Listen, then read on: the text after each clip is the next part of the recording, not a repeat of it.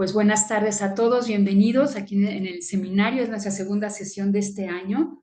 Tenemos hoy como invitado al doctor Julián Alberto Fresán Figueroa. Bienvenido y muchas gracias por aceptar la invitación. Él es de la UAM Iztapalapa, ¿verdad?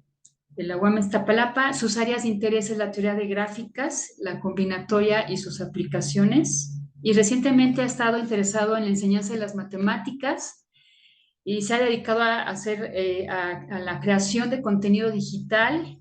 Tengo entendido que tiene ya varios videos y todo para la enseñanza de las matemáticas. Y bueno, es muy larga su presentación, pero bienvenido, muchas gracias. Leti, ya te dejé como coanfitriona por si se nos va el internet. Y adelante, es todo tuyo el micrófono. Muchísimas gracias. Y sí, bueno, soy egresado de la UAM Iztapalapa, pero trabajo en la UAM Coajimalpa. Ah, Eh, Coajimalpa. y, y bueno, ahí se ve bien mi pantalla Sí, y se escucha bien. sí, Perfecto. perfecto, perfecto. Muchas gracias, Julián. Bueno, muchas gracias por la invitación. Mi nombre es Julián y bueno, les voy a hablar un poquito de matemáticas para la gestión universitaria. Este es un trabajo que desarrollé durante un tiempo. En junio del 2019 fui designado como jefe del Departamento de Matemáticas Aplicadas y Sistemas en la UAM Coajimalpa, ¿no? Entonces, el proceso para ser jefe de departamento es, bueno, uno se postula, se arma una terna, se hacen entrevistas y los órganos colegiados de la universidad votan y justamente se designa al jefe del departamento, ¿no? Entonces, con muchas más buenas intenciones que idea de lo que tenía que hacer, me postulé y resulté electo por el periodo 2019-2023.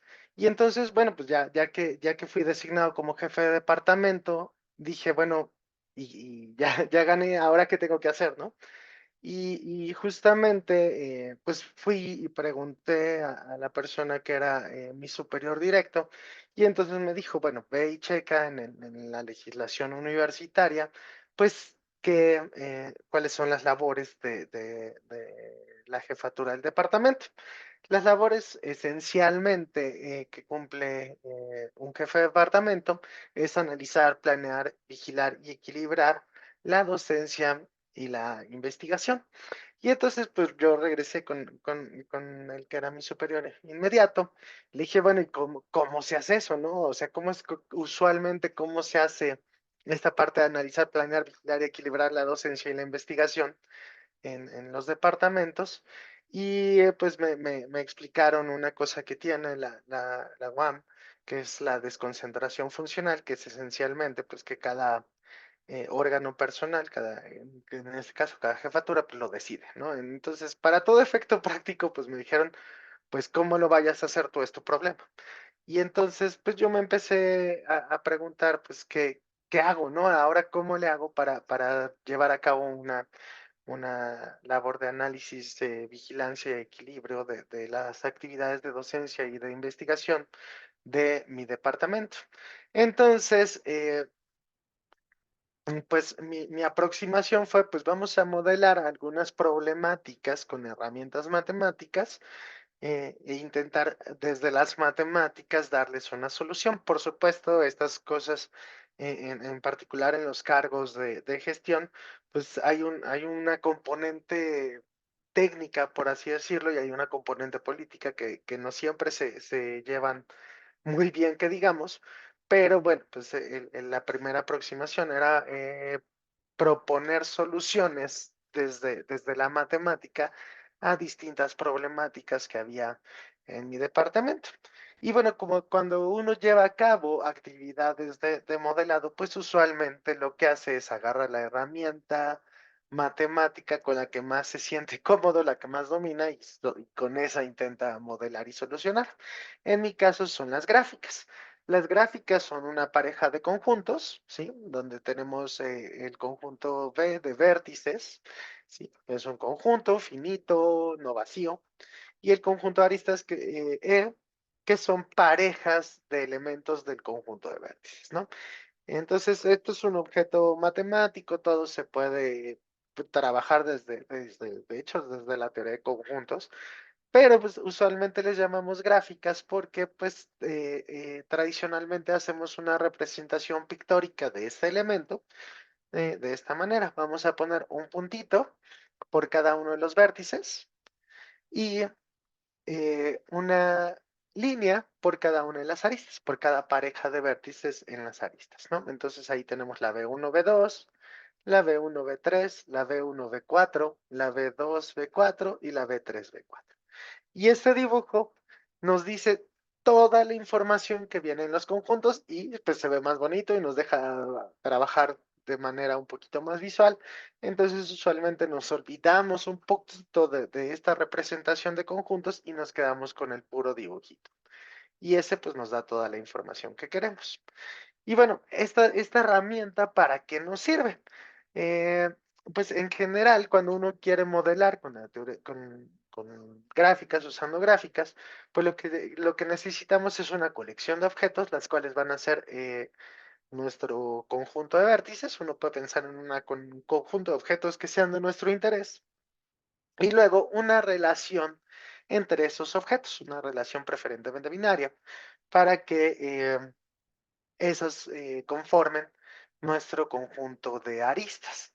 Entonces, vamos a ver algunos ejemplos en la gestión, en particular del departamento que dirigí desde 2019 hasta 2023, donde usamos estas herramientas, ¿no? Entonces, la primera red o gráfica que vamos a usar, voy a usar indistintamente red y gráfica porque como objeto matemático son el mismo. Usualmente gráfica se ocupa cuando trabajamos cosas en matemáticas puras y redes cuando se hacen matemáticas aplicadas. Y entonces pues, lo que hicimos fue una red de docencia en los últimos 6 años.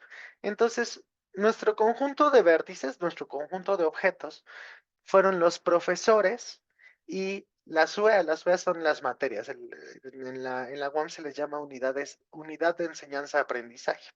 Entonces, pero bueno, es lo que coloquialmente conocemos como materia. Entonces, nuestro conjunto de vértices van a ser los profesores y las materias. Y las aristas, pues vamos a decir que un profesor es adyacente a una OEA, o sea, hay una arista entre ellos, se ha impartido esa OEA en los últimos 6 años. Entonces aquí hay un ejemplo de esta adyacencia. Yo usualmente imparto la materia de modelos 1, entonces el vértice que me representa a mí, que soy Julián, sería adyacente, habría una arista que va al vértice eh, de la materia modelos 1. ¿Ok? Y entonces hicimos eso para todos los profesores y todas las UEAs. Y aquí tenemos la gráfica que resultó. En realidad esta la hicimos no solamente para mi departamento, sino para toda la división, que sería como el siguiente escaño hacia arriba en esta desconcentración funcional. Y bueno, la división atiende son 3 departamentos y atiende 4 licenciaturas: ingeniería en computación, matemáticas aplicadas, ingeniería biológica y biología molecular. Entonces, bueno, esta es la gráfica. Aquí se puede ver en color naranja los profesores y en color azul eh, las materias. Y entonces, bueno, ya que tenemos esto, ¿qué nos puede decir esta gráfica? Entonces, algunos datos de esta gráfica es que pues, en este periodo de 6 años hubo 140 profesores, considerando también los profesores que son contratados por tiempo determinado, y había 133 materias, ¿sí? Hay que considerar que muchas veces hay materias que se abren muchos grupos de la misma materia, pero nada más estamos considerando la relación entre la materia y el profesor, ¿ok? Y bueno, hay 686 aristas. Eso quiere decir que hubo 686 asignaciones de profesores a impartir cierta materia durante los 6 años que se hizo este estudio. Y bueno, ¿qué podemos decir con esta gráfica? Entonces hay una herramienta muy sencilla que es lo que se conoce en la teoría de gráficas como el grado de un vértice, que de cierta manera son como los populares, ¿no? Si nos fijamos en esta gráfica y uno se pregunta así, ¿cuál es el vértice más importante en esta gráfica? Casi todos podríamos coincidir en que el vértice más importante es el vértice rojo, ¿no? Eh, como intuitivamente, ¿no? Queriendo rescatar esta idea de qué es importante y sin saber nada a priori de cuáles son los objetos que están representados en los vértices y cuál es la relación, de cierta manera, la intuición nos diría que el vértice rojo es el más importante, ¿no? Y entonces, Shaw, en 1954, un sociólogo, él decía que las personas o los vértices chidos, los vértices importantes, son los vértices populares, ¿sí? En ese sentido, eh, en su teoría, él decía, bueno, alguien muy popular está como en el fondo de todo lo que sucede y alguien poco popular no está muy involucrado en lo que sucede en un fenómeno social, ¿sí? Y entonces, Eminem, otro sociólogo, retoma esta teoría a partir de las redes sociales y él dice, bueno, pues la importancia de un vértice va a ser el número de amigos que tenga ese vértice dentro de la red, ¿sí? Y eso es lo que nosotros en matemáticas, en la teoría de gráficas, conocemos como el grado de un vértice, el número de adyacencias. Y entonces, ¿qué significa popular, esta noción de popular o de importante en nuestra gráfica? En el caso de los profesores, significa que son profesores multifacéticos, que pueden impartir muchas asignaturas distintas, ¿sí? Dado el grado de especialización de algunas materias, hay veces que hay profesores que solo imparten un conjunto muy pequeñito de materias y hay otros profesores que imparten pues una gama más amplia, ¿no? de, de de materias. Y en el caso de las materias, pues si hay una materia que la pueden impartir muchos profesores, esa es muy sencilla de asignar. Los jefes de departamento asignamos la carga académica, es decir, decidimos qué profesor va a impartir qué materia. Entonces, pues hay algunas materias que son muy sencillas de asignar, ¿sí? Porque hay muchos que las pueden impartir y hay otras que son complicadas porque hay muy poquitos que las pueden impartir. Entonces, es la información, esta información de contar, bueno, pues, el grado, el número de amigos en esta gráfica, por así decirlo, nos da mucha información para poder asignar de manera eficiente la carga académica. Entonces, algo que nos percatamos es que en 6 años había profesores que habían impartido 15 materias distintas. Eh, esto en la UAM, el calendario se maneja en trimestres, ¿sí? Entonces, en 6 años hay 18 trimestres y había profesores que habían impartido 15 distintas. Esto es una carga muy fuerte de trabajo porque al final del día, pues impartir una materia distinta que no se ha impartido, pues implica volverla a preparar casi desde cero. Entonces, justamente encontramos estos datos que fueron un poco alarmantes, porque esto no ayuda a equilibrar las actividades de docencia, de investigación y de divulgación de la cultura que tenemos que hacer los profesores como parte de nuestro contrato. ¿Por qué? Porque pues se carga un poco hacia la docencia en este caso. Y aquí tenemos una tabla de el número de materias distintas contra el número de profesores. Entonces, como podemos ver, hay un pico alto en una materia que pues, en general representa a los profesores que son contratados de manera, por tiempo determinado, de manera eventual, y bueno, llegan, imparten una materia y frecuentemente ya no continúan, ¿no? Entonces, pero en promedio, los profesores en 6 años imparten 5 materias, 4.9, 5 materias distintas, ¿sí? Pero como podemos ver, pues sí hay un montón de profesores que están muy arriba del promedio, ¿no? Ahí hay un 15, por ahí hay un 12, hay varios 11, varios 10, ¿no?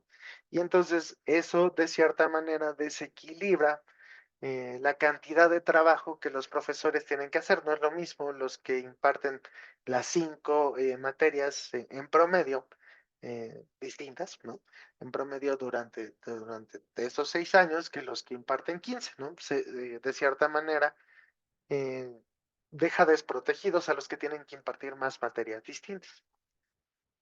Entonces, a raíz de eso, pues se tomaron decisiones de procurar que los profesores impartan más o menos el promedio, ¿no? No siempre es posible porque, bueno, a veces se necesitan nuevos grupos, a veces se llena mucho y hay que abrir otro, cosas de ese estilo, pero procurar que no haya estos saltos gigantes donde haya profesores que imparten demasiadas materias, ¿no? Y también procurar que no haya profesores que sean francamente favorecidos impartiendo muy poquitas materias, ¿no? Porque pues, también impartir pocas materias, pues encasilla a los profesores en unos ciertos temas y luego les cuesta mucho trabajo obtener alumnos para realizar su tesis o cosas de ese estilo.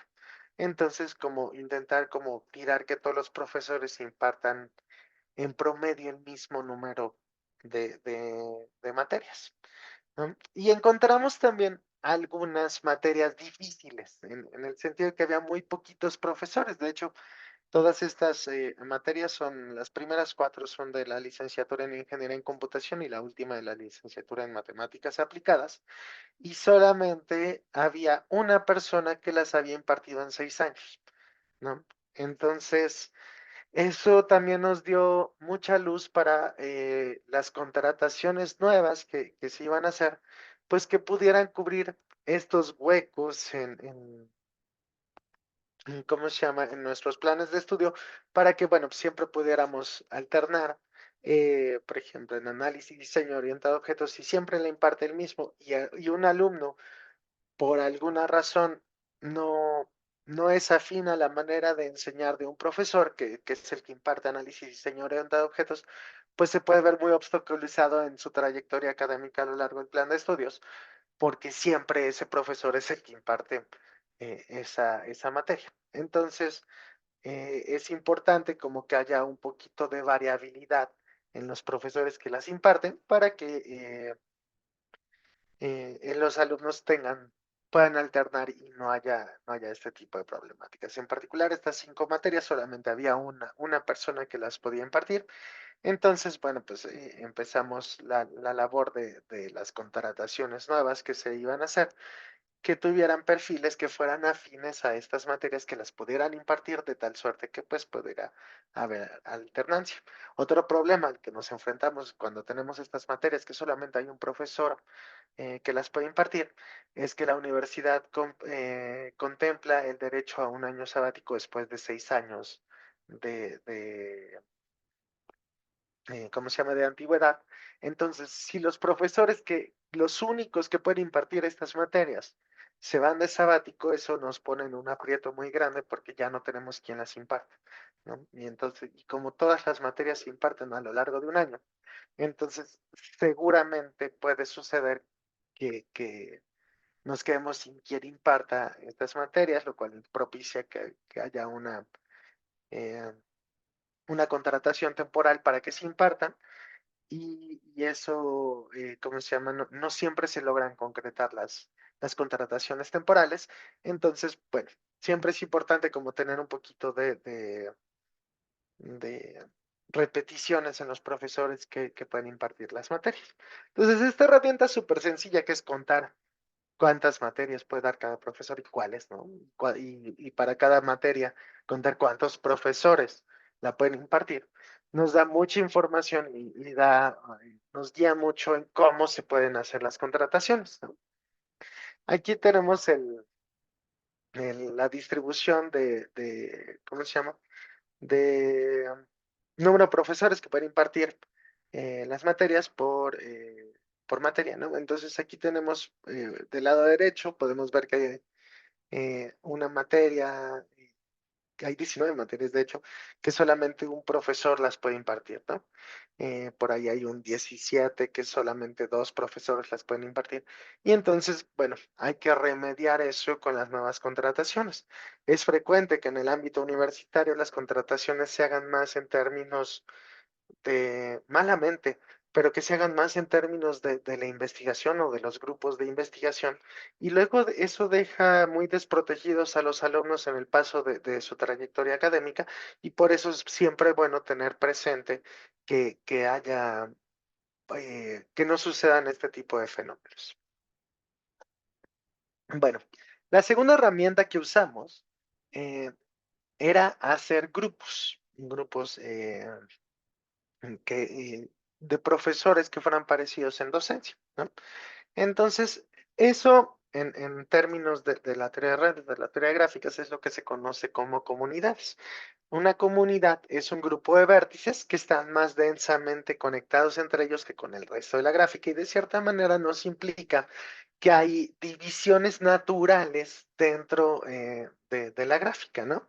Entonces, por ejemplo, si tenemos esta gráfica, pues uno diría, ching, ¿cuáles son las comunidades? Pero haciendo un análisis, hay varios algoritmos para hacer eso. Aquí nos podemos dar cuenta que hay tres comunidades que son más o menos naturales dentro de esta gráfica, ¿no? Si se dan cuenta, los vértices que están en el círculo verde están como más conectados entre ellos que hacia afuera del círculo verde. Los vértices que están en el círculo amarillo están más conectados entre ellos que hacia afuera y lo mismo con el rosa. Y esa es justamente nuestra definición de comunidad, ¿no? Están como, son como grupitos que se van dando de manera natural dentro de la gráfica. Y entonces, bueno, nosotros, ¿cómo encontramos esas comunidades? Pues primero necesitábamos una noción de que son profesores parecidos, ¿no? Dos profesores van a ser parecidos en docencia si imparten más o menos las mismas materias. Y dos materias son parecidas en docencia si los profesores que las imparten son más o menos los mismos. Algo importante de esta definición es que no tiene mucho, no necesariamente tiene que ver con el área de especialización de los profesores, ni con los contenidos de las materias, no necesariamente, ¿sí? O sea, las materias van a ser parecidas, no necesariamente porque sus contenidos sean parecidos, sino porque los profesores que las imparten son más o menos los mismos. Esto es importante porque nos refleja más bien, más allá de una situación teórica de cuáles son los contenidos que tienen las materias, cómo se está llevando a cabo la docencia en este momento, ¿sí? Es pues, epistemológicamente distinto la aproximación. Lo mismo, dos profesores son parecidos en docencia si imparten más o menos las mismas materias. O sea, esto nos dice, bueno, cómo se está llevando a cabo la docencia en este momento, independientemente si los profesores tienen áreas de especialización similares.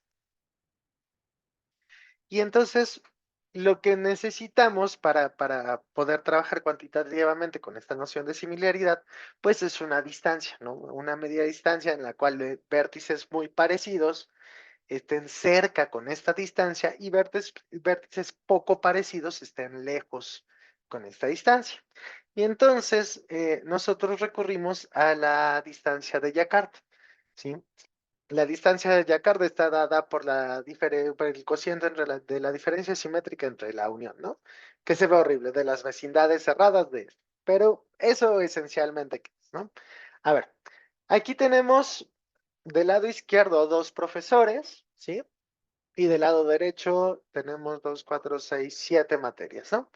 El primer profesor imparte cuatro de esas siete y el segundo puede impartir tres de esas siete.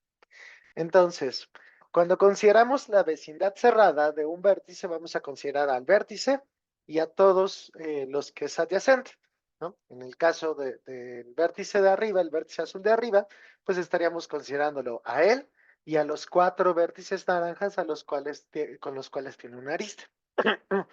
Y en el caso de abajo, pues a él o a ella. Y los tres vértices naranjas que corresponden a 3 materias en las que está. Entonces, la diferencia simétrica es la unión eh, menos la intersección. Todo esto es en cardinalidades. ¿Ok? Entonces, pues aquí, como no comparten ninguna materia, es de los 9 vértices que hay, pues los 9 son distintos, ¿no? Pero ¿qué pasa si comparten 3 materias? Entonces, la diferencia simétrica va a tener 6 vértices. Los dos, el vértice azul de arriba y las dos materias, eh, y las dos materias de hasta arriba, y el vértice azul de abajo y las dos materias de hasta abajo. Entonces aquí la distancia en estos es 6 novenos, que es menor que 1. ¿Sí? Entonces estos están más cerquita y son más parecidos porque, bueno, pues tienen algunas materias que imparten en común. Si tuviéramos este caso, pues la diferencia simétrica serían 4 de los 9 que hay en las vecindades cerradas, ¿sí? Entonces, estos son mucho más cercanos, ¿no? Y si dieran exactamente las mismas, pues la diferencia simétrica sería 2, que son nada más los vértices azules, entre los 9 vértices totales que hay en esta gráfica. Entonces, esta distancia se comporta todo lo bonito que uno quiere para medir la similaridad, ¿no? O sea, cuando dos cosas son muy parecidas, pero no son lo mismo, pues nos va a dar algo, un cociente muy cercano a cero. Cuando son muy distintas, nos va a dar algo muy cercano a uno. Y entonces eso pues, es una distancia que va de 0 a 1. Entre más cerquita estén, entre más pequeña sea esa distancia, pues más cerquita estén, más similares son. Entre más cercanos a uno estén, pues más menos similares.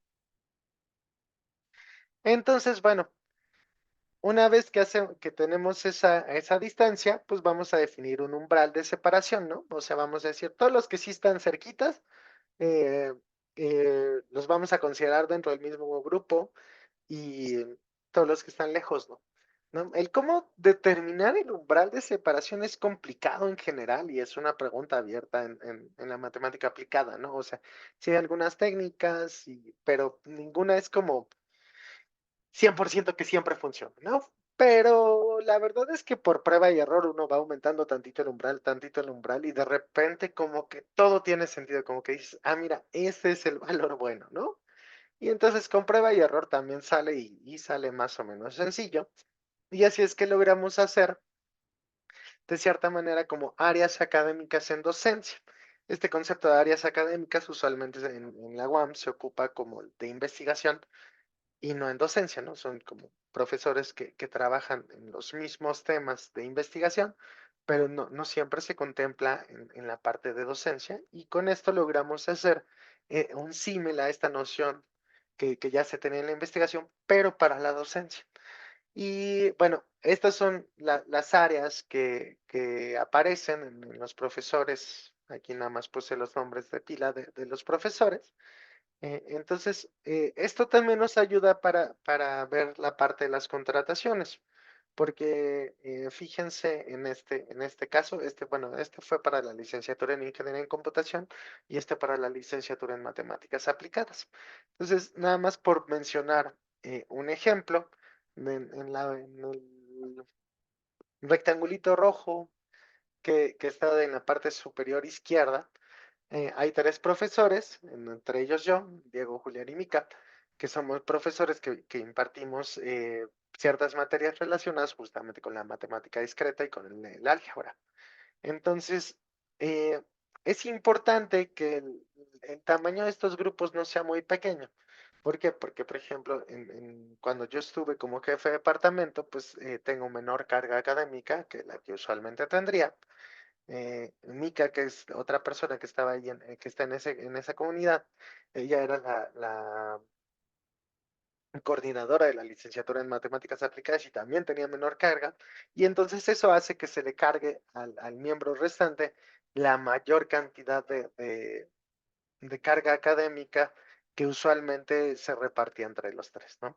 Entonces, tener como muy en claro, no solamente individualmente cada profesor cuáles materias da y cada materia por quién es impartido, sino estos grupitos también nos da mucha noción de, por ejemplo, si en ese caso el doctor Diego hubiera ido de sabático, pues todo hubiera explotado en la programación académica porque no hubiera habido quien impartiera esas materias que usualmente nosotros tres impartimos. En cambio, hay otros grupitos, como el que está en azul del lado inferior derecho, que tiene mucha redundancia, entonces está padre porque si alguien se va de sabático, si alguien se enferma, si alguien tiene una emergencia o pide una licencia sin goce de sueldo o cosas de ese estilo, hay otro conjunto suficientemente grande que puede cubrir las materias que imparten esos. Otra cosa que es bien bonita de esta herramienta es que no necesariamente hace una partición del conjunto, no, o sea, estos conjuntos hay intersecciones, ¿no? Y eso es muy natural. Hay profesores, por ejemplo, el caso de Alma, que está del lado derecho, más o menos en medio, pues ella imparte ciertas materias relacionadas con cálculo y así, pero también imparte ciertas materias relacionadas con los métodos numéricos y la optimización. Entonces pertenece a dos conjuntos y esto es algo muy natural y que a veces tendemos como a querer separar los grupitos, pero esos grupos de manera natural tienen intersecciones y es bastante padre que la herramienta sí refleje estas ideas. Bueno, vamos con la tercera herramienta, que son las distancias. Seguramente en algún momento han oído esto de los 6 grados, esta teoría de los 6 grados de separación, ¿no? Que todas las personas estamos como a 6 grados de separación en cualquier par de personas están como a 6 grados de separación entre sus conocidos. Entonces, eso, bueno, eso usualmente es un poquito de lo que se conoce como distancia en la teoría de gráficas, ¿sí? Y es, bueno, esta noción de cuántos pasitos tengo que dar, por ejemplo, en este caso, desde la persona que está en color azul del lado izquierdo, para llegar a la persona que está del lado derecho en color naranja, ¿no? Y bueno, lo que establece esta teoría en la sociología es que está a 6 grados de separación, pero bueno, eso es para esta red de conocidos, ¿no? ¿Qué pasa en las redes que a nosotros nos interesan? Entonces, bueno, la distancia formalmente en una gráfica se mide justamente como el número de aristas que tengo que atravesar para llegar de un vértice a otro, ¿no? Por ejemplo, en el caso de esos dos vértices rojos, ¿cuál es el menor número de aristas que necesitaría yo cruzar? Pues son tres, ¿no? Ahí están esas tres aristas. Y entonces decimos que esos dos vértices están a distancia 3. Notemos que hay otros caminos para poder llegar entre esos vértices, ¿no? O sea, nos podríamos ir primero hasta arriba y luego hacia la derecha, pero esos son más pasitos. Entonces lo que queremos es como el menor número de pasos que tenemos que hacer para llegar de un vértice a otro, que es más o menos análogo a la noción de una línea recta, ¿no? Que es como la distancia más corta entre dos puntos. Bueno, es más o menos la misma idea. Entonces, lo que hicimos fue crear dos nuevas gráficas a partir de la que ya teníamos, ¿no? Aquí teníamos, acuérdense, de color azul los profesores y de color naranja las materias y teníamos las que impartieron.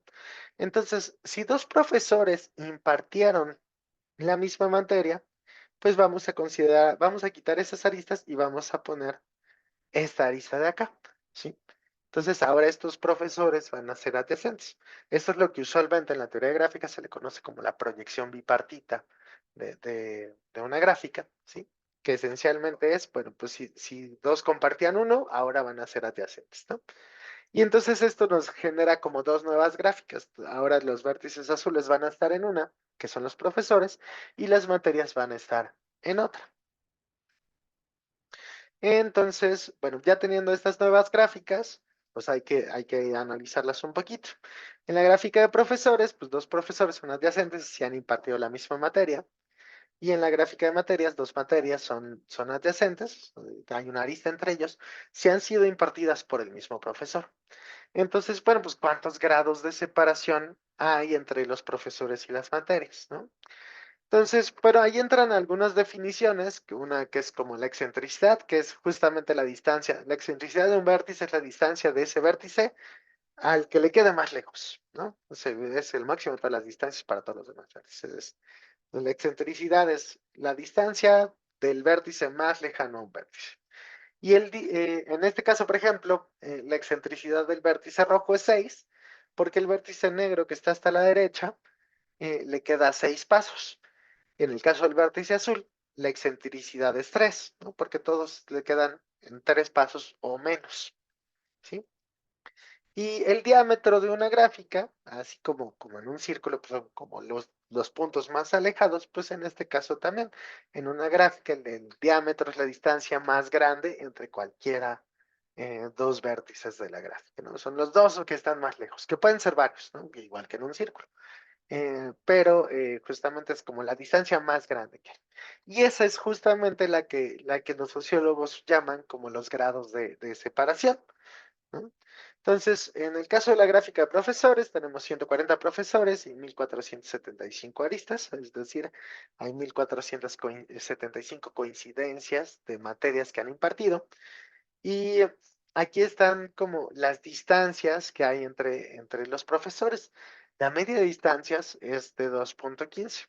Fíjense que esto es muy interesante porque estamos hablando de una licenciatura en matemáticas aplicadas, una en ingeniería en computación, ingeniería biológica y biología molecular, que pudieran parecer como muy ajenas entre sí, pero resulta que los profesores están como muy cerquita a la hora de impartir clases, ¿no? O sea, no estamos tan lejos unos de otros.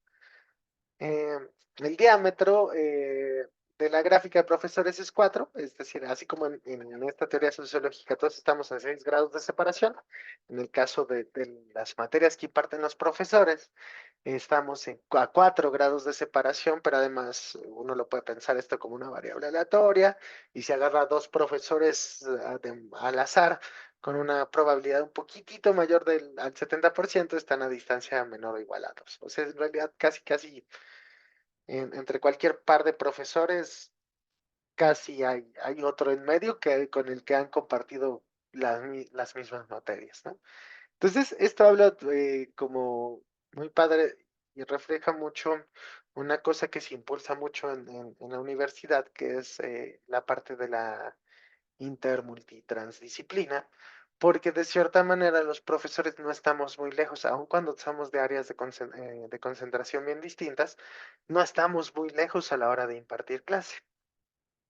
Entonces, pues eso refleja y nos ayuda a medir un poco qué tan intermultitransdisciplinario es la docencia en este caso en la división, ¿sí? En el caso de las materias, pues tenemos 133 materias distintas y hay 1240. O sea, dos materias, acuérdense, son adyacentes si hay un profesor que ha impartido ambas, ¿no? Entonces también están muy cerquita. Y esto también es realmente desconcertante porque uno creería que pues las materias a la vez de ser tan especializadas en ciertos temas, pues están muy lejos entre sí, pero resulta que a la hora de impartir las clases no están tan lejos, ¿no? O sea, estamos como muy cerquita los cuatro temas grandes de las materias. ¿Sí? El diámetro de esta gráfica es 5, o sea, todos están a 5, de las materias están como a 5 grados de separación, pero pues realmente solamente hay dos que están así de lejos, que son diseño y simulación de bioprocesos y análisis y diseño orientado a objetos, que son de ingeniería biológica y de ingeniería en computación, y todos los demás están a lo más a 4 grados de separación, ¿no? Y de hecho, pues sí, también si agarramos, en este caso, perdón, son dos materias, no dos profesores al azar, con una probabilidad de un poquito mayor al 68%, están a distancia menor o igual a 2 y con una probabilidad 97% están a una distancia menor o igual a 3. Entonces, realmente las materias, aunque pueden parecer bien especializadas y están muy lejos, no están tan lejos a cómo se lleva la docencia actualmente, ¿sí? Y eso, bueno, insisto, nos ayuda a medir un poquito qué tan interdisciplinario y qué tan relacionados están los temas de cada materia con las demás. Eso es muy importante porque a veces al analizar planes de estudio, que es una de las herramientas que les voy a presentar más adelante, pues a veces parece ser que se considera las materias como un ente único y no se considera como qué tan cercanas están con otros contenidos de otras materias. Y esta es una herramienta que nos permite ver qué tan cercanas están materias entre sí, ¿sí? O sea, que nuestros planes de estudio no sean como muy aislados, ¿no? Porque eso no está padre, no te va llevando a lo largo de un plan de estudios. La cuarta herramienta que hicimos es, así como hicimos grupos de docencia, bueno, cómo se hacen grupos de investigación, quién trabaja con quién, ¿no? Entonces, al revisar literatura sobre cómo propiciar que haya más publicaciones, que es parte de las cosas que tiene que hacer un jefe de departamento en investigación, hay algunos puntos que menciona la literatura tradicional que son importantes. Uno de ellos es identificar cuáles son los grupos de investigación, ¿no? Entonces, si bien hay como grupos que son muy evidentes, hay veces que hay profesores que trabajan mucho entre ellos y uno no se da cuenta. Entonces, pues lo que queríamos era una herramienta que sí nos permitiera identificar esto.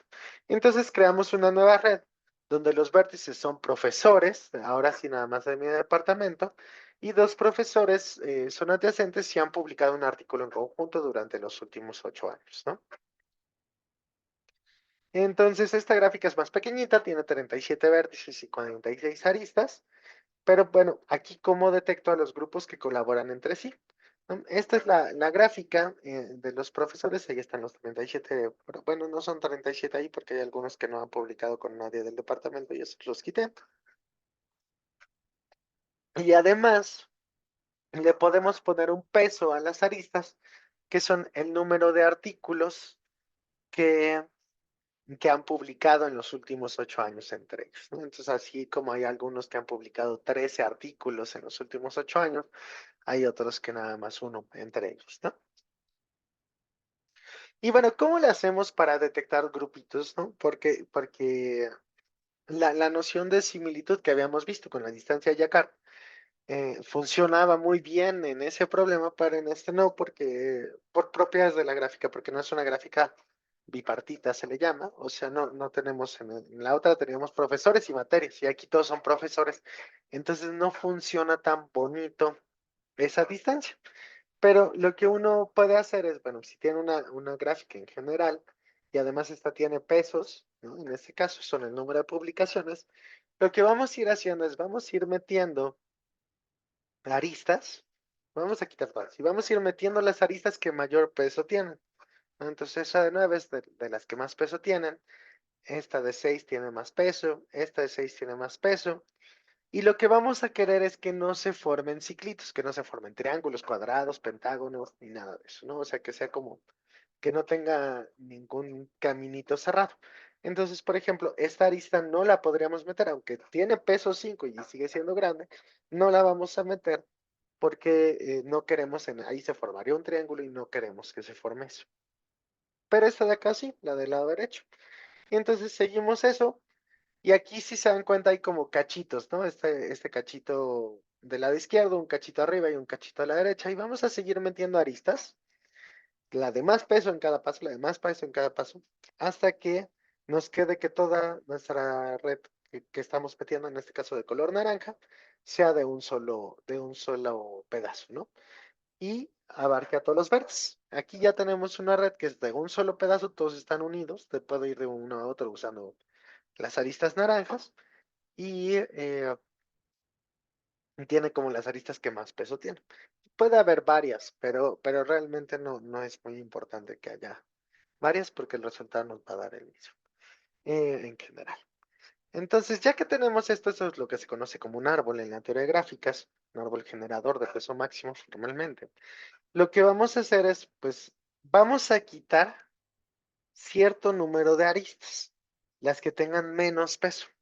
Entonces, si quitamos dos aristas, esto nos va a dar tres cachitos de gráfica, el cachito que está de color morado, el cachito que está de color azul y el cachito que está de color verde. Y entonces esas van a ser nuestras comunidades y nuestros grupos de investigación. Si hubiéramos quitado tres aristas, entonces tendríamos cuatro cachitos y en general, cada vez que quitamos una arista, aparece un nuevo cacho de gráfica y un nuevo grupo. Entonces podemos hacer este análisis tan fino como nos parezca conveniente o partir, por ejemplo, en dos nada más. Y esta es una herramienta como muy útil para hacer grupos de trabajo. ¿no? Los que tengan más afinidad, encontramos este árbol, esta gráfica de color naranja, y luego quitamos una arista y con eso ya tenemos dos grupos de trabajo y de cierta manera son grupos que son como muy afines entre sí.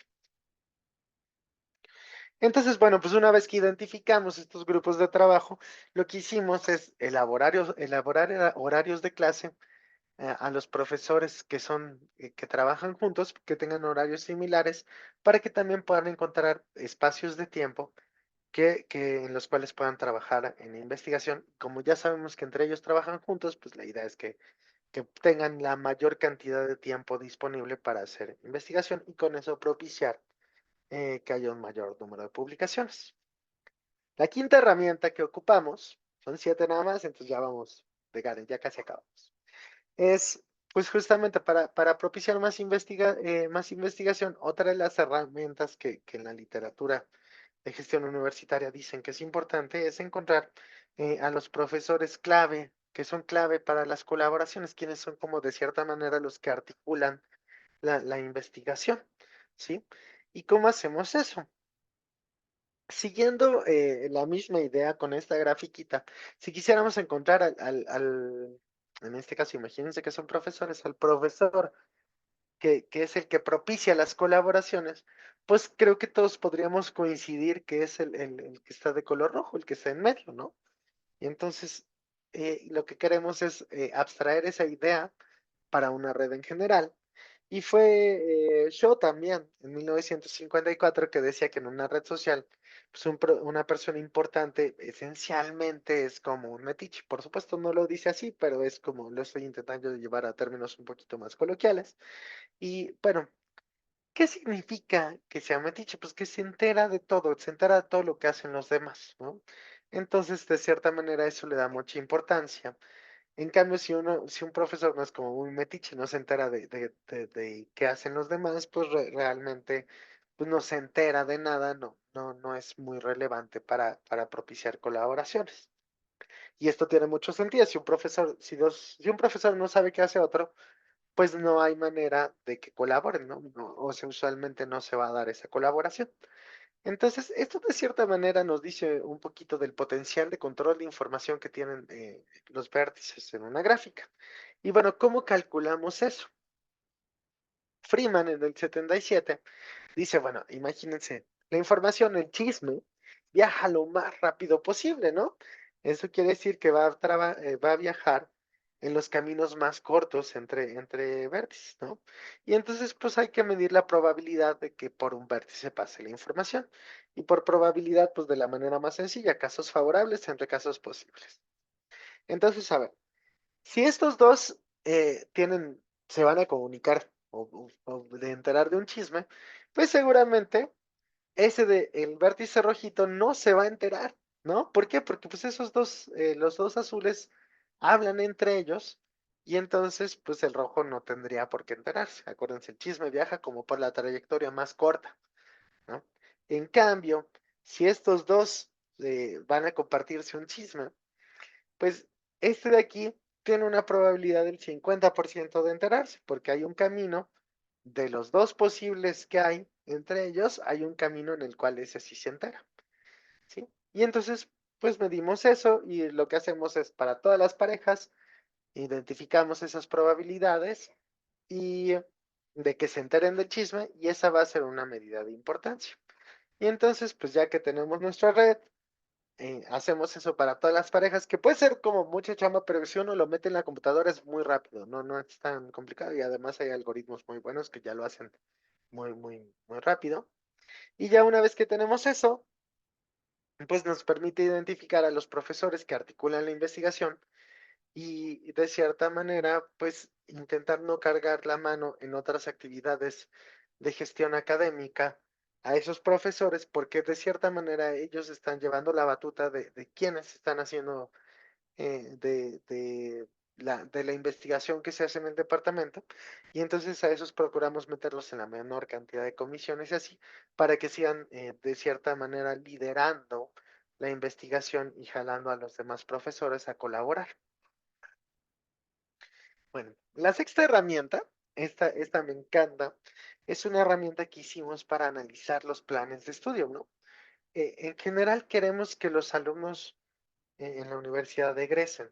Si no egresan los alumnos, además de que pues no estamos cumpliendo con la función social para la cual fueron creadas las universidades, se empiezan a generar problemas muy fuertes en, en- en- en la gestión y en los recursos.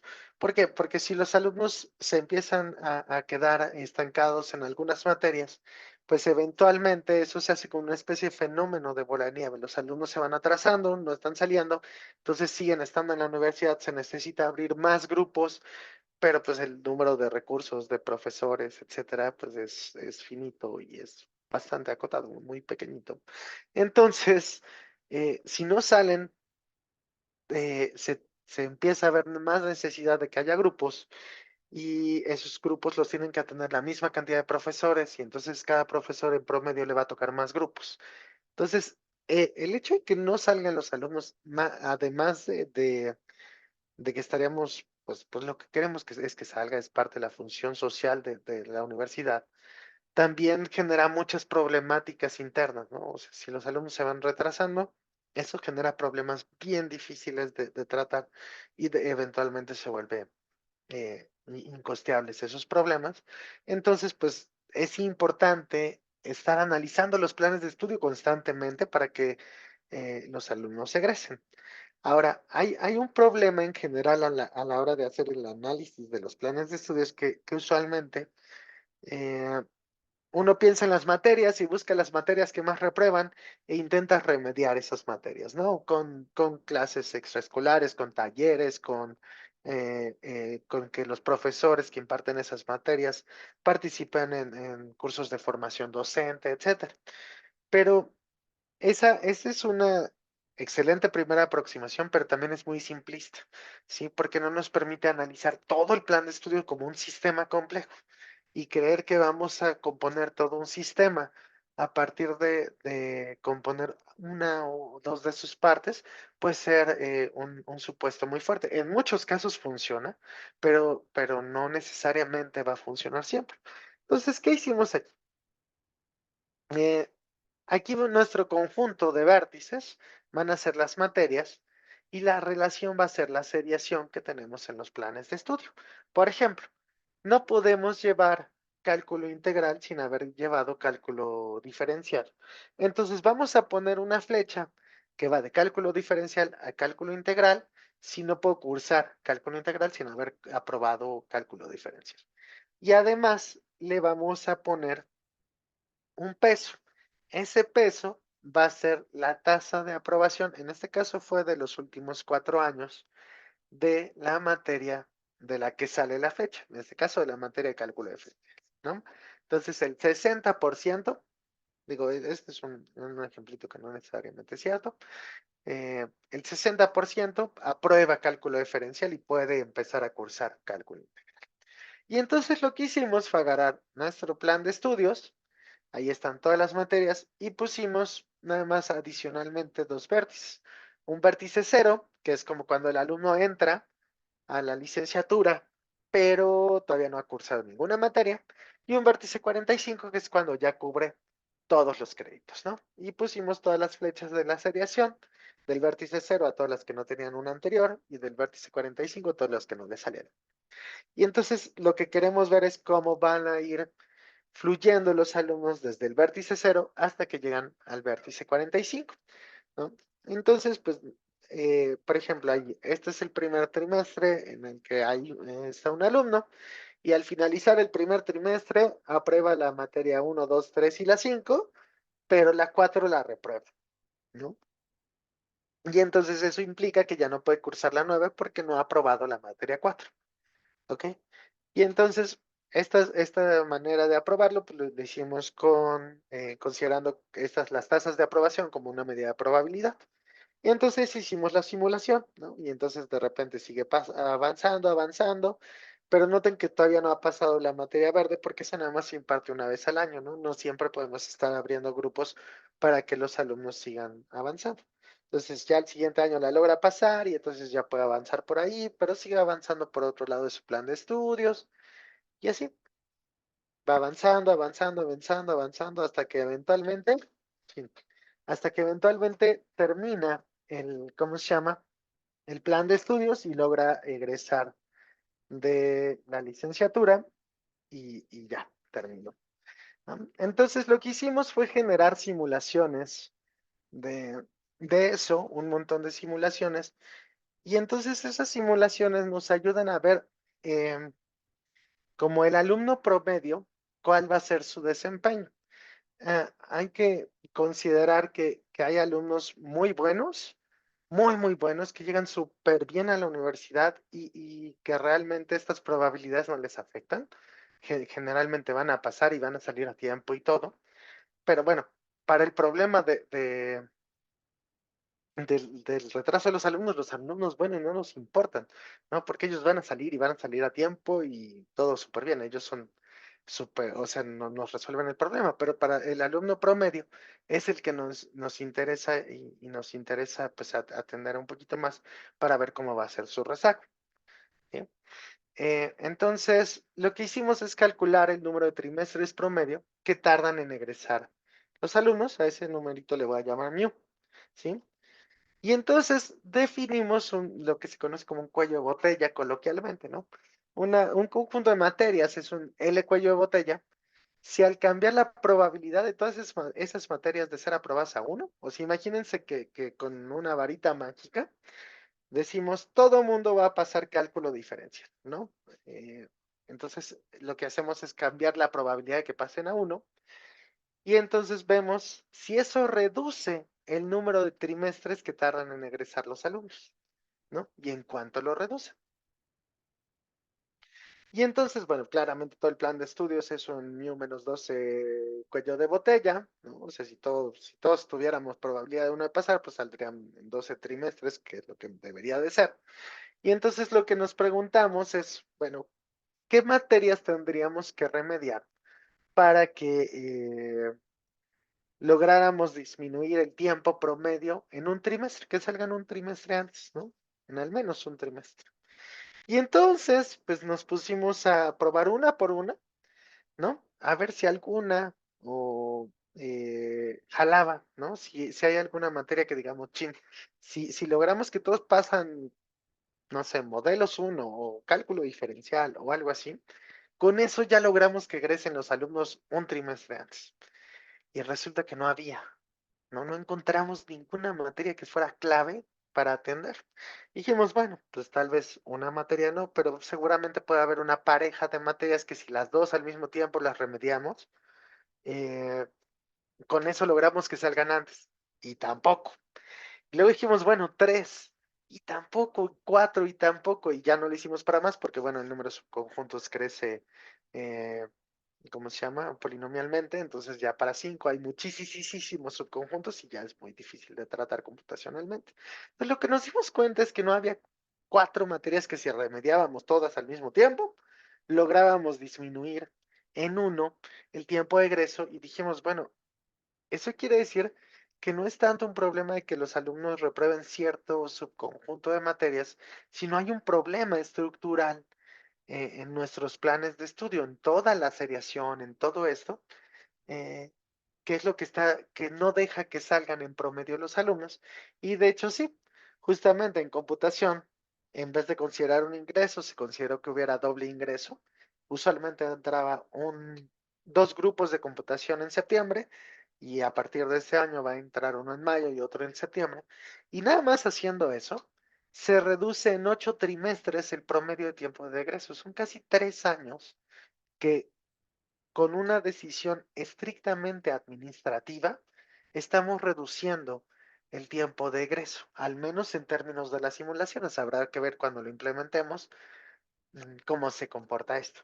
Pero en términos de las simulaciones son casi 3 años con una decisión que no tiene que ver con cómo se imparten las materias, no tiene que ver formalmente con la parte docente, sino es una decisión estrictamente administrativa, ¿no? Y entonces es muy usual que la gente que hace gestión diga, los profesores no están haciendo bien el trabajo, pero no, hay veces que decisiones administrativas solucionan los problemas sin tener que estar importunando a los profesores, ¿no? Y este es un ejemplo muy claro. Son casi 3 años de reducción del tiempo de egreso. En matemáticas aplicadas, modificamos muy poquitito las seriaciones, muy poquito realmente, y con eso reducimos el tiempo promedio de egreso en 5 trimestres. Esos son casi 2 años, ¿sí? Y solamente con un pequeño cambio en los planes de estudio que fue superanalizado por los profesores que imparten las materias, y al menos en términos de las simulaciones logramos reducir en 5 trimestres el tiempo de ingreso, ¿sí? Entonces, hay veces lo que quiero destacar con esto es que hay veces que al analizar cómo se imparte la docencia y los planes de estudio así, la gente dice, ay, sí, son los profesores los que no están haciendo bien su trabajo y no está viendo el panorama completo, todo el sistema completo. Y a veces que con pequeñas modificaciones que son más bien administrativas y no tienen que ver como con cómo se imparte la docencia en las materias, se puede mejorar mucho las cosas, ¿sí? Entonces, sí hay que quitarnos un poquito ese estigma de si el profesor es el que no da bien su clase. Digo, por supuesto, siempre hay profesores que no dan bien su clase y hay otros que les dan increíble, pero hay que quitarnos el estigma de que toda la culpa siempre es del profesor, ¿no? O sea, hay decisiones de las autoridades que pueden afectar fuertemente en los tiempos de egreso que no tienen que ver con cómo se imparten las materias. Y por último, la séptima herramienta, que fue una herramienta de asignación de carga académica. Lo que nosotros hacemos para asignar las materias que va a impartir cada profesor es justamente les pedimos una cierta lista a través de Google Forms, ¿sí? Les decimos, a ver, bueno, en prioridad uno, ¿qué materia te gustaría impartir, no? Entonces, aquí yo puse la que puse este año, ¿no? A mí en prioridad uno me encantaría dar modelos. En prioridad 2 me gustaría impartir álgebra moderna, en 3 combinatoria, en cuarta modelos 3 y en quinta álgebra superior 1. Y luego como álgebra superior 1 hay 3 grupos, bueno, pues eso se triplica. Y ya que tenemos esa lista con prioridades, les vamos a asignar un peso, que son 95, 47, 23, 11 y 5, ¿ok? Esos pesos fueron más bien hechos pues a prueba y error, ¿no? A manita. Entonces, ya que tenemos esos pesos, vamos a generar una nueva gráfica donde va a estar el profesor con la materia y le vamos a poner el peso de estos valores, ¿no? De 95, 47, 23, 11, 5, de acuerdo a su prioridad. Entonces, ¿qué es lo que queremos? Lo que queremos es lo que se conoce en la teoría de gráficas como una cubierta por aristas. Una cubierta por aristas es un conjunto de aristas tal que todo vértice de la gráfica es incidente a al menos una. ¿Esto cómo funciona? Usualmente en las universidades hay muchas más materias que impartir que profesores. Entonces, las cubiertas por aristas lo que van a hacer es que a cada materia le van a asignar un profesor, que es justamente lo que queremos, ¿no? Que a cada materia haya un profesor que la pueda impartir, ¿sí? Y eso es una cubierta por aristas. Pero además queremos una cubierta por aristas que maximice las preferencias, que en este caso están representadas por un peso. Queremos una cubierta que maximice las preferencias de tal manera que los profesores puedan impartir las materias que más quieren impartir, ¿no? Ahora, hay que pensarlo sobre toda la red y no por profesor. ¿Por qué? Porque ¿qué pasa si yo quiero impartir en primer lugar modelos y en segunda cálculo y nadie más quisiera impartir cálculo? Pues lo mejor sería que a mí se me diera cálculo y a alguien más que quiere impartir modelos se le da, ¿no? Entonces, no es como nada más localmente pensar en cómo echarle la mano a un profesor, sino pensar en todo el conjunto de profesores y encontrar ese conjunto de esa asignación de carga académica que sea la que maximice las preferencias de todos, ¿sí? Y resulta que hay un teorema de Norman y Rabin de 1959, y esto es porque pues, soy matemático y una charla sin un teorema me genera mucho conflicto. Entonces, hay un teorema que dice que se puede construir una cubierta por aristas máxima a partir de un emparejamiento. Pues imagínense que a cada profesor le asignamos una, y bueno, pues nos van a quedar ahí materias flotando, ¿sí? Que no fueron asignadas. Y a partir de un emparejamiento máximo y agregando glotonamente aristas, o sea, como que voy metiendo como la mejor. Ese glotonamente lo puse como en itálicas porque no es tan glotón y no es así, Pero existe una manera de construir este emparejamiento máximo y además es rápida en términos computacionales, se puede implementar muy rápido y jala. Entonces, pues este teorema nos dice si se puede construir una cubierta por aristas máxima. Y esto genera un problema, que es que, a la hora que maximizamos las preferencias, hay profesores a los que se les asigna mucha carga y otros a los que no. Entonces, lo que hicimos fue desarrollar un algoritmo que intentara no solamente maximizar las preferencias, sino también disminuir la desviación estándar de el número de horas que se asignan anualmente. Esto lo que hace es que esencialmente todos los profesores impartan la misma cantidad de horas para que no sea como muy manchado con alguien, asignarle muchísimas y a otro bien poquitas, ¿no? Sino que todos den más o menos la misma cantidad de horas. Esto no siempre es posible porque pues hay materias que son de 7, hay de 6, de 3, de 8, hay de todos los números de 5. Entonces, pues no siempre se puede que todos den exactamente el mismo número de horas, pero pues, lo que sí podemos hacer es disminuir la desviación estándar y con eso pues que todos estén muy cerquitita de la media de horas. Y entonces, bueno, pues lo que nosotros hacemos es obtenemos un emparejamiento máximo. Ahí hay un algoritmo muy sencillo y muy conocido en la teoría de gráficas que lo puede hacer y lo hace muy rápido, que es el algoritmo húngaro.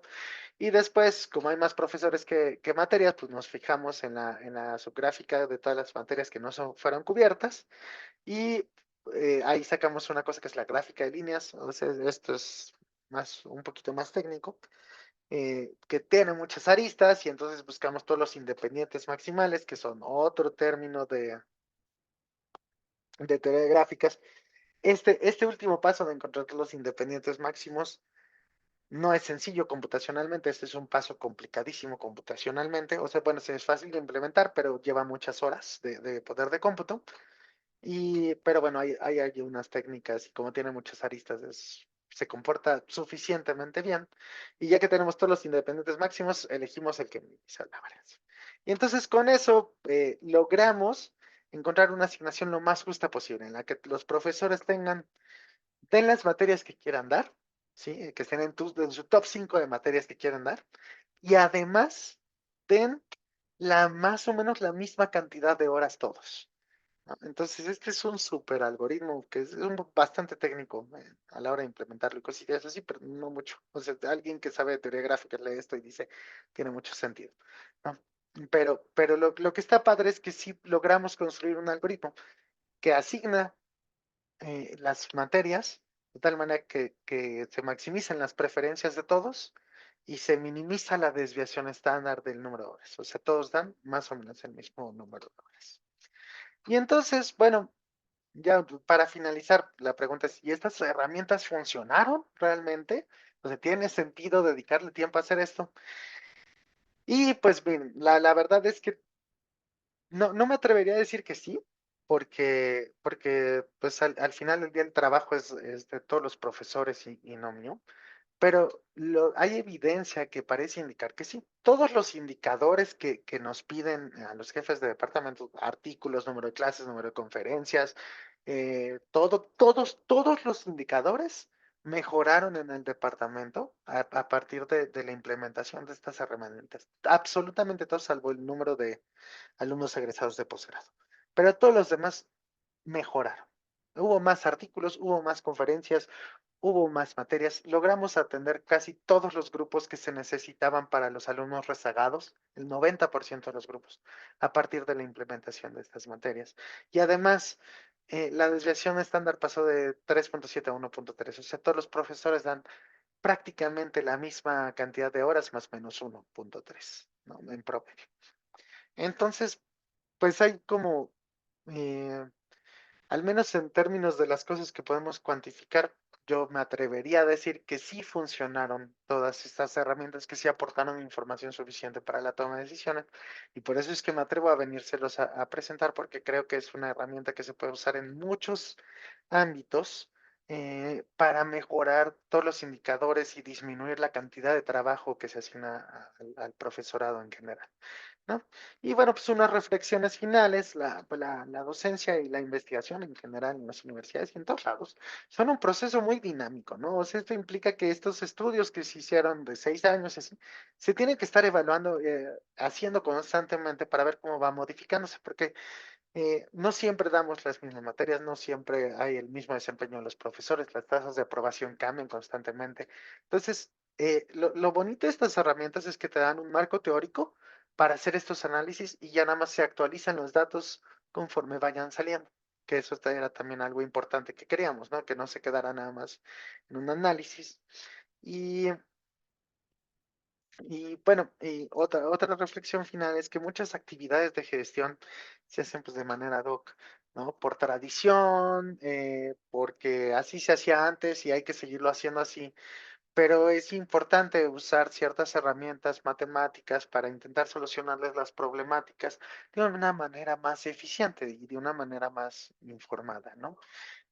Y bueno, me gustaría agregar que a veces la gente que participamos en la gestión gusta mucho hacer análisis y no necesariamente gusta proponer soluciones, ¿no? Entonces es importante, estas herramientas ayudan a analizar los problemas, pero también son herramientas de soluciones y no hay que permitir que solamente se queden en el análisis, sino en el análisis, perdón, sino que sí se propongan soluciones.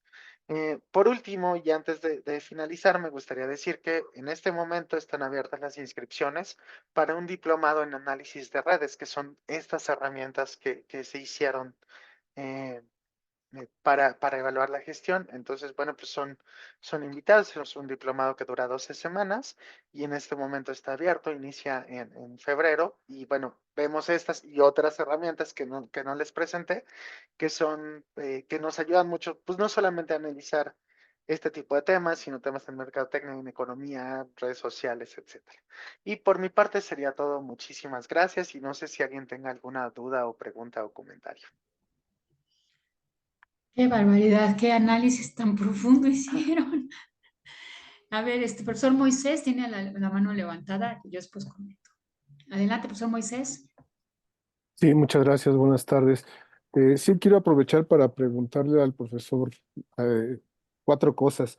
La primera es si el tiempo de egreso de los estudiantes, el tiempo promedio de los estudiantes rezagados, ¿se redujo o no se redujo con la implementación de estas herramientas?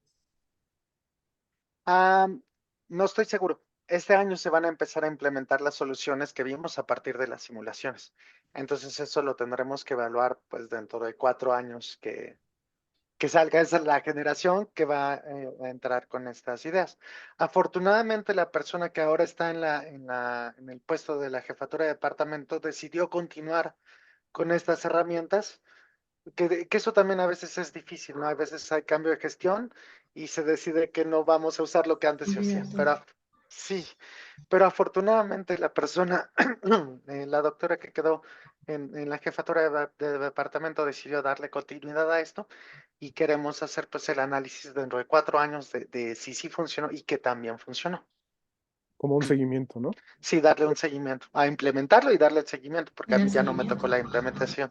Sí, eso también ya va ligado con otra pregunta que quería hacer precisamente, que era que por los antecedentes que nos presentó desde un inicio, da la impresión de que pues gestiones anteriores a la suya no habían hecho esto, o no sé si habían hecho otro tipo de técnicas para la gestión universitaria, pero pues ya nos contestó que la nueva administración sigue con estas herramientas y sí se va a poder pues buscar si hay alguna continuidad en los resultados que tal vez ya con la gestión de ustedes empezaron a lograr. Eso ya se verá después de los nuevos resultados, después de este ciclo, nada más que como son de 4 años, pues se tarda, ¿no? Se tardan los resultados. Se tarda Este, mucho en poder evaluar y además la gestión cambia 4 años. Entonces, de sí, hecho, sí, todavía sí, queremos esperar y convencer a la siguiente todavía persona que entre a la gestión que le dé seguimiento para que podamos evaluar si funcionó y esperamos que sí. sí, sí, sí. Pero entonces me imagino que otras, no sé, unas 3, 4 administraciones anteriores, pues no sé si no hacían esto o hacían otras cosas, pero por los antecedentes con los que nos empezó a dar la presentación, yo creo que no lo hacían, ¿verdad? hasta donde sé no lo hacían o no con estas herramientas. O sea, usualmente lo que hacían es, bueno, tomar como decisiones muy locales, ¿no? Ujú. Decir, bueno, yo creo que de esta manera puede funcionar, pero no me queda claro que hubiera un análisis formal desde la matemática para esa toma de decisiones, sino más bien un proceso como de prueba y error, que desafortunadamente sucede mucho en la gestión. ¿Y qué software utilizaron para, porque pues, yo creo, me imagino que el tamaño de los conjuntos sí era considerable para hacerlo a mano, para que Enorme. les Ujú. ayudaran a sacar sus resultados? Todo fue implementado en SageMath, que es un lenguaje que está implementado sobre Python. Ujú. Entonces, bueno, esencialmente fue en Python, pero Sage tiene algunas funciones ya implementadas que están súper bien optimizadas y lo hacen bastante rápido. Muy bien, muchas gracias, muy interesante. Gracias. Gracias. Hay varios comentarios en el chat. El profesor Gabriel dice, se ve cómo con las herramientas de las gráficas se puede hacer una mejor organización entre materias, profesores en una institución y sería bueno hacer modelos semejantes para cada plantel. Sí, También sí, comentan. excelente. De hecho, eso es súper, súper importante y es una Sí. herramienta muy sencilla, ¿no? También lo que menciona de la seriación, que sí es muy importante analizar. Ujú. A veces no, o sea, desde un punto de vista docente, pues sí, lo que quisiéramos es que el alumno llegue, pues lo más listo para cursar la materia, ¿no? Pero a veces la seriación, más allá de ayudarlos a que sí aprueben, los atora bien Los feo. atora. Sí, Claro. o sea, aquí quitamos 5 seriaciones, relajamos 5 seriaciones, ni siquiera las quitamos. Y con eso disminuimos casi en 2 años el tiempo de egreso, Sí, al menos en conclusión. términos de la simulación. Es una cosa que dijimos, bueno, ¿cómo no se nos había ocurrido antes hacerlo, no? No, ahora que ya es medio crítico esta situación. Bueno, algo que a mí se me hizo muy interesante es esto de relacionar las materias, ¿no? A mí se me hacía eso, aquí estamos con, los profesores son de bachillerato, y llegar a relacionar materias que no tenga que ver con matemáticas es bien enriquecedor para hacer proyectos interdisciplinarios que decías. Entonces, eso se me hizo interesantísimo. Creo que hay más comentarios. También el profesor Gavin dice que muy interesante tus conclusiones. Rocío, no sé si alguien quiera comentar o lo leo. Dice, muchas gracias, excelente presentación, interesante desde el punto de vista matemático, agradable y pertinente desde el enfoque de las aplicaciones. También te dan las gracias. Muy amplio e Gracias. interesante el análisis desarrollado. Felicidades. Oye, algo que me llamó la atención, fuiste jefe de departamento, pero te ves bien chavo. Sí, fui jefe a los 30 años me postulé. Entré a la Qué jefatura de tareas. barbaridad, sí, estás muy chavo. Dice, muchas gracias por la charla, Yuli, buenísimo. No, nos pasan los datos del diplomado de redes, porfa. Por supuesto, ahorita los pongo en el chat. Te siguen diciendo que muy interesante. Interesante, muchas gracias. Un ejemplo muy tangible y palpable de las matemáticas aplicadas. Muchas gracias. Sí, luego que nuestros alumnos nos preguntan que para qué sirve eso, ¿no? Es un análisis completísimo y aplicando gráficas que cuando uno, bueno, cuando uno empieza a ver las gráficas se ve así como que es de juego, ¿no? Es más, en la Facultad de Ciencias la primer materia de gráficas se llama gráficas y juegos, pero realmente se puede hacer un análisis riquísimo. Sí, y la verdad es que, bueno, al menos en términos de las herramientas de gráficas, porque bueno, mi investigación es en gráficas y es más bien teórica y así. A veces uno dice, chin, pues esto es como muy básico en el sentido que las herramientas, pero es como esta idea de no tenemos que rebuscarnos la vida, ¿no? Sino tener alguna idea bonita e intentar aplicarlas, pues el área de las matemáticas que más nos gusta, ¿no? Para intentar solucionar un problema. Sí, yo alguna vez aquí les comenté que yo para hacer exámenes aplicaba el teorema de los cuatro colores, que yo hacía 4 exámenes diferentes y los repartía de tal forma de que alumnos vecinos no tuvieran el mismo El examen, mismo ¿no? examen, está súper padre eso. Y sí funcionó muy bien, ¿eh? Me funcionó muy bien. Entonces, a ver, te saludan. Ah, Hola, muchas gracias. Giselle, hola, hola. Ahí Ah, ya ya, puse en el chat la información del diplomado en redes. ahí en el chat por si lo quieren copiar. Y creo que son todos los comentarios. No sé si hay algún otro comentario. Un comentario, Leti. pues sí, gracias Julián, gracias profesores, y también un agradecimiento especial a la profesora Loiret, que está en Prepa 5 y en Prepa 1, que fue también quien intermedió la Es el contacto. invitación. Ajá, muchas gracias, Loiret. Saludos. Muchas gracias, sí, muchas gracias, profesora Loiret. No sé si haya más comentarios. Creo que hay otro comentario. De la maestra Loiret que dice gracias, Leti. Pues muchas gracias, Julián, y felicidades. Qué análisis tan bonito, muy trabajoso, oye. Fue muy completo. Muchas gracias. Creo que, híjole, esto nos abre para pensar en lo que podemos analizar y los modelos matemáticos que podemos hacer de nuestro trabajo, ¿no? Como dices, todo esto de la gestión normalmente se hace como bien dijiste ahí en una de tus conclusiones, pues así se ha venido haciendo siempre, ¿no? Y funciona. O sea, no se ponen a ver que no está funcionando o que podría Sí. funcionar mejor, ¿no? No, y hay veces que incluso hay como miedo de que si uno le mueve algo funcione peor, ¿no? Y O funcione peor. entonces sí es importante y creo que en general la gente en matemáticas puede aportar mucho a la gestión, aunque Claro. desafortunadamente muchas veces los matemáticos no nos gustan mucho la gestión, ¿no? O sea, pero si uno la ve como un problema matemático se vuelve muy apasionante, ¿no? O sea, hay muchas cosas que puede decir uno y es súper bonito. Sí, pues felicidades y muchas Muchísimas gracias por gracias. la plática, gracias por aceptar la invitación. Y la próxima reunión va a ser el 8 de febrero. El profesor Julio César Espinosa va a hablar sobre desafiando mentes, resolviendo problemas, la implementación del aprendizaje basado en problemas en la enseñanza de las matemáticas. Y nos vemos el 8 de febrero. Muchas gracias a todos. Nos estamos viendo y vamos a subir la plática a nuestra página. Ya se las mandaré y nos estamos viendo. Muchísimas Gracias, Muchas profesora gracias. Loiret. gracias. Gracias, Julián. Gracias, Leti. Gracias. Dejo de grabar.